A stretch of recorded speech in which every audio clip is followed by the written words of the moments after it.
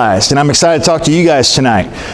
The reason that I have a job and the reason our company is so busy is because the leaders of these organizations are struggling with how to lead effectively because they were never taught what you're going to learn tonight when they were your age. Seriously. And so universities have done a lot better job at getting people up to speed with what they need to do as leaders, but they still leave some things out. So tonight I'll have this little bit at the beginning that's kind of more me talking to you guys, and then we're going to take a little break, and then we're going to come back with a workshop type thing. But this is really all about intentional leadership, because you will not be a leader if you are not intentionally trying to be a leader. Okay? There's a phrase out there in the world that says, look behind you. If no one is following, you're not a leader. So, I was hopping around tables tonight a little bit as you guys were eating dinner, meeting some of you, and one of the questions I had was, why are you here tonight? Did somebody invite you? And there were a number of you that were invited by somebody else that is here tonight. Okay? That means if you invited someone they're here, raise your hand, please. If you invited someone they're here, raise your hand. Actually, I can't see hands well. Stand up. If you invited someone and they're here, stand up. All right. For those of you who are sitting down, I just want you to get a glimpse of this. Everybody standing up right now was intentionally leading. Thank you. You can have a seat. All right. How do I know they're intentionally leading? Here's why. Leadership is influence. Influence is behavior. Leadership is influence. Influence is behavior. So, behaviors, doing things, inviting someone to take part in something that would be a benefit to them, that's behaving in a way that had influence over them. Because your friend that you invited came, you influenced them on their decision tonight. That's an incredibly simplistic view of what leadership is, but leadership is all about behaviors. You all are in different agricultural programs at Ohio State. You all know right now 10 to 50 to 100 times more about agriculture than I do. Already. So, you are the smartest ones in the room when it comes to agriculture. Congrats, right? Here's the thing. When you go out and apply for jobs, everybody you're competing with for the jobs has exactly the same skill and experience as you do. So how do you make yourself stand out? The way you make yourself stand out is to be a leader and to behave like a leader. So here's the opening question. Are you behaving like a leader? Are you exhibiting behaviors that would make you stand out from the crowd? Are you exhibiting behaviors that would make people want to follow you, that you're influencing them in a powerful way?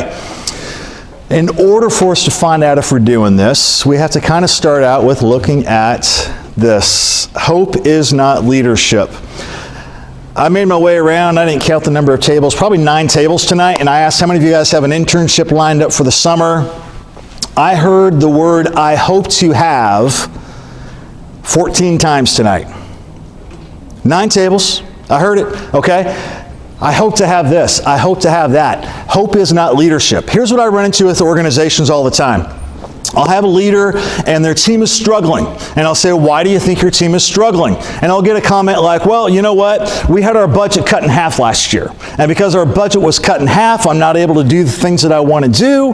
And if I was able to get my budget back, I could lead more effectively and good things would happen with my team. So I hope that I get my budget back next year. Another common thing that I hear is our team is short-handed right now, right? We have 22 spots on our team, but 5 of those spots are open right now. So we're trying to get by with 17 people. So I hope that I can fill out the rest of our team in the next year by hiring 5 more people, because when I hire those 5 more people, then we're going to have everybody we need and things are going to be good to go. I hear that kind of stuff all the time. I also hear this, well, my team would be a lot better and I'd be a much more effective leader if it wasn't for that one person on my team. That one cancerous person who's toxic and causes problems for everybody and never follows what I want them to do. If that person was gone, everything would change. So I hope, catch this, I hear this all the time, I hope that person messes up so bad I can fire them. That's what I hear all the time. I hope, I hope, I hope, I hope. Guess what? It never happens. Budgets may not ever come back. You may not ever fill out your entire team. Toxic people aren't going to leave if you're waiting for them to make a bigger mess. They're known as toxic people because they've already made the mess. Leadership says, I need to do something about this. Hope is not leadership. When I look at you guys, young professionals in college, I do want to say one thing right off the bat. You all look really good tonight. Give yourself applause for how you look. How many of you, the headshot you got tonight, how many of you that was like your first professional headshot? Raise your hand. Good, quite a few of you. Use that stuff, okay? That's awesome. Looking like a professional, acting like a professional, those are those behaviors that can impact other people. You guys have an incredibly bright future. Some of you, it's going to be internships this summer. Some of you, it's getting into your first job. Within the next 2 years, you're all going to be jumping into your first jobs. Here's my question. As a young college graduate or as an intern, can you actually influence those organizations and those people and be a leader even though you are just an intern or a brand new student? If you think you can influence them and lead them as an intern or as a first-time employee, raise your hand. Raise them higher. Does anybody at your table not have their hand up? If somebody at your table does not have their hand up, kick them out now. Anybody? Here's the thing. All of you can do this. All of you. So I was speaking 2 weeks ago at a nurses conference in Florida. And there were about 500 people there. And of that mix of representatives, there were academics, because a lot of schools of nursing were there, so academic faculty were there. There were nurses that were there from different healthcare organizations, and about maybe 35–40% were students, nurses, okay? So they were in nursing programs at these colleges. And I was talking about this aspect of, can you have an influence as a nursing student, right? Because they get their residencies and they're doing rounds in hospitals. And it amazed me, not at what the students said, because the students all raised their hand, but they were also kind of squeamish, I think I can. What amazed me was the nurses who were there, nursing leaders who were saying, you can have an influence. You can make a difference. Don't wonder if you can. Don't hope you can make a difference. Behave like a leader and make a difference. I want you guys to understand, to be an effective leader who can influence other people, you have to be able to lead yourself first. If you can't lead yourself, you can't lead other people. All right? That means that I have to be on time. That means that I need to realize I need to keep learning and growing and listening to people around me. If I can lead myself, I'm going to have the opportunity to lead other people and influence them. If I can't, I won't. Okay? So leaders, and I get this all the time when I start coaching engagements, leaders all the time are like, yeah, my people, they don't open up. They don't share why they can't get things right. They don't share what they wish they could do better. They don't share how they want to grow. And my first question is, do you share with them that stuff? And they're always like, well, why would I share that with them? Because if you're their leader and you want to influence them, you have to be open and vulnerable to begin with. Vulnerability, big word.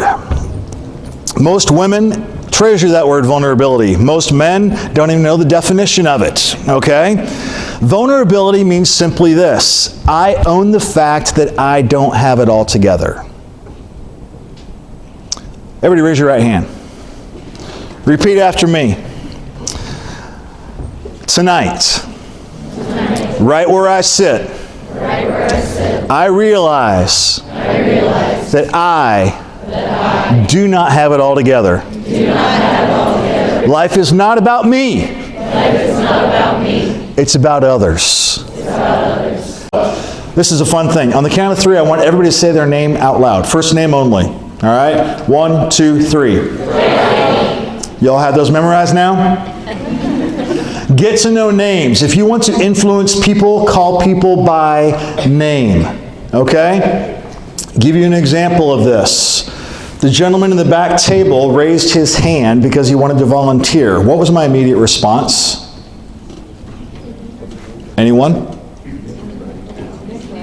I said, it's Nick, right?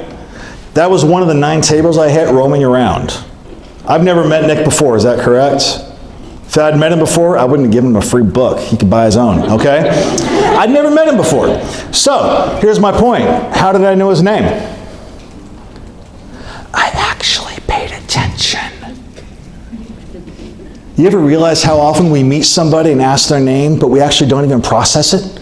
We don't even pay attention. And there's a great trick to it. It's to use somebody's name 3 times at the very beginning, okay? So this gentleman right here in the front row, okay? I popped in, saw him for a little bit. His name tag was on the table. His name's Trevor. Is that right? Yeah. Trevor, okay? So here's what I do when I'm doing this. I'm like, hey, that's your name tag, right, Trevor? And then I mention Trevor's name again and again. He may not have realized it. I said his name 3 times in 5 seconds. Not for his benefit. It benefits him because he then is listening and there's some influence in calling him by name. But by saying it 3 or 4 times in the midst of a conversation, it sticks in your mind, but you just have to pay attention to it, okay? Because when you know names, it makes a huge, huge impact. And sometimes you don't even have to have it right as long as you're close. Follow your leadership intuition. This is a huge one. Ladies in the room, you have a distinct advantage over all the men in the room. You have better intuition naturally than men do. Do you agree? Yeah, they're all going, yeah. Men, do you agree? Yeah. Yeah, good. See, I like this. The men are being open and vulnerable tonight. Yep, that's the way it is. You can call it a gut feeling. You can call it an instinct. You can call it intuition. Call it whatever you want to call it. Follow it. Great leaders follow their intuition because that's how you can impact other people. Let me give you an illustration of what I mean by this. I'll be coaching a client, and our client will be saying, yeah, I really think I should sit down and have a one-on-one with Jane because I've been noticing these things. And my question is, when are you going to do it? Well, I don't know if I really should. If you feel that you should have a one-on-one conversation, have the one-on-one conversation. And here's a cool thing about coaching. So our coaching engagements last typically 7 months or a year, okay? 7 months or a year. So I'll just focus in like it's a year-long engagement right now. When we first start our coaching engagements with leaders, in the first 2 to 3 to 4 months, we'll be sitting down with them and they'll say, hey, Sean, I have something I'm dealing with. I want your advice on this. I want your advice, or I want your opinion, okay? In the first 3 to 4 months, that's what they ask every time. Give me your advice, give me your opinion on this. And oftentimes, I won't give it to them. I'll ask them questions to try to pull the best out of them. But we're also teaching them early on to begin to trust their intuition. And it's amazing what happens. For the first 3 or 4 months, it's give me advice, or can you give me some ideas behind this? By the second realm, like months 4 through 8 or so on a year-long engagement, they're no longer saying, can you give me your advice, or can you tell me what I should do? Months like 4 through 8, they start saying, here's what I was thinking, what do you think? So they're kind of using me as a sounding board. But they're listening to their gut. They're listening to what's inside of them. They're saying, here's what I'm thinking, what do you think? They want some verification of their intuition a little bit. But here's what I love about it. By the time we get to like month 9 through 12, when things come up, now what they do is they say, here's what I was thinking of doing, here's how I'm going to go about it, am I wrong?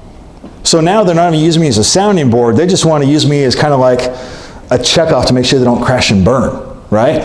What's the change in them over the course of the year? They've learned to follow their gut, to follow their intuition, to realize that you have that for a very explicit purpose. All right? I can't tell you how many times, especially with difficult conversations, because people don't like having difficult conversations. Okay? Anybody here like to have a difficult conversation? Like you look forward to it? Anybody? Good. I'm glad. Because if you look forward to difficult conversations, you usually come across as a jerk. Seriously. If you look forward to it, right? They're difficult by nature. That's why they're called, what? Difficult conversations, right?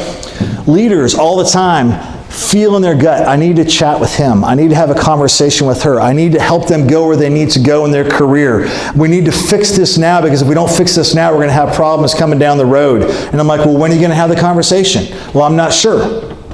And they're waiting, and they're waiting, and they're waiting. And these are high-level leaders, okay? Catch this. These are high-level leaders talking about people like you. Brand new employees, brand new people who have come into the career force, right? And you guys come in there, you have incredible brilliance, incredible excitement about starting your career, but we all have things to learn. They're afraid to have conversations with you guys, believe it or not. I'm being dead serious, because you guys intimidate them. I'll say it out loud. You intimidate older leaders in organizations. Are you happy about that? Good. I'm kidding. It's okay, right? Follow your intuition. But here's one thing I do want to say to you is test your intuition. Test it so you can develop confidence in it. pause everything that's going on. And it may be during your commute. You might have to do this on your own time. It may not be on company time, okay? But stop and think about what's going on in the organization. What's happening on my team? What do I like? What do I not like that's taking place right now? How could I influence this situation? How could I influence my boss? What types of questions do I need to ask to really drive things forward? Okay? One of the things that happens in our coaching every single time, when we start a coaching engagement and we sit down with them and we say, okay, we're going to be coaching you 1 hour every 2 weeks for the next year. So it's 2 hours a month, all right? Does that sound like a lot of time to you guys? To people that are working full-time, that have this full slate of activities, they're like, every single client, I'm not kidding you, every single one says, I don't have 2 hours to give up. Okay? And what we tell them is you actually do, because as we're coaching you, we're helping you process what you do every day, so you end up doing it more efficiently and more effectively, and you actually get return on investment. Spend 2 hours with us, and you're going to free up 5 hours because you're going to be more efficient and effective. All right? So when we start, they're like, I don't have time, I don't have time, I don't have time. When we finish the engagement, we always go back to them face to face. We have a final debrief with them. And here's what I tell them. I want you to go into your Outlook calendar right now, and I want you to book our coaching appointment for the next year. Now remember, I'm finishing my engagement. I'm done with them after this meeting. I want you to book our engagement bi-weekly for an hour for the next year. I'm not going to be on the phone. But instead of me being on the phone, what I want you to do is I want you to sit down at your desk, or maybe it's at home or wherever, and think about your leadership. Where's my team right now? Is there somebody I need to really elevate on my team? Is there somebody I need to invest some time in? Think about the activities that you're doing. Are we doing things as effectively and as efficiently as we can? And here's the crazy thing about it. When we start the engagements, they're saying, we don't have time to give you 2 hours a month. When we finish it and we say for them to book the hour bi-weekly for the next year, they're all like, can we do it weekly? I mean, literally, they're like, it has that type of an impact. Take time to lead.